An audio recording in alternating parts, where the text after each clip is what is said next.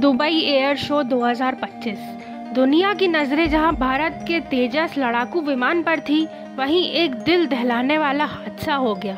Aerial display के दौरान तेजस crash हो गया और इस दुर्घटना में विंग कमांडर नमन सयाल ने अपनी जान गंवा दी। पूरे देश में शोक की लहर है और अब इस हादसे की वजहों को लेकर कई सवाल खड़े हो रहे हैं। दुर्घटना पर डिफेंस एक्सपर्ट कैप्टन का मानना है कि यह हादसा या तो पायलट के कंट्रोल खोने से हुआ या तो ब्लैकआउट के कारण हो सकता है।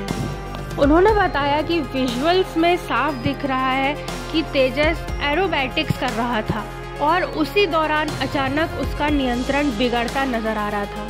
संभावना यह भी है कि पायलट पर अत्यधिक जी फोर्स पड़ा हो, जिससे शरीर के निचले हिस्से में खून जमा हो गया हो और पायलट कुछ सेकंड के लिए ब्लैकआउट हो गए हो। कैप्टन गौर ने कहा कि पायलट जी सूट पहनते हैं ताकि हाई जी फोर्स में भी कंट्रोल बना रहे। हो सकता है कि जी सूट में कोई समस्या आ गई हो।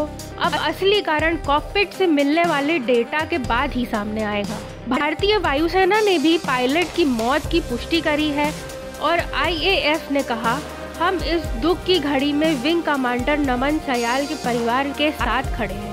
हादसे की जांच के लिए कोर्ट ऑफ इंक्वायरी गठित कर दी गई है। दुबई के स्थानीय मीडिया के अनुसार तेजस बड़ी संख्या में मौजूद भीड़ के सामने एरियल डिफेंस कर रहा था, जब अचानक वह तेजी से नीचे गिरा और टकराते ही आग की लपटों में घिर गया।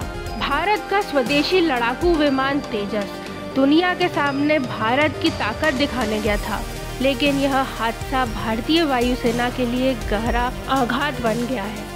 अब पूरा देश सिर्फ एक ही चीज जानना चाहता है, आखिर इस दुर्घटना की असली वजह क्या थी? पायलट का नियंत्रण खोना या फिर ब्लैकआउट ने उनके प्राण ले लिए?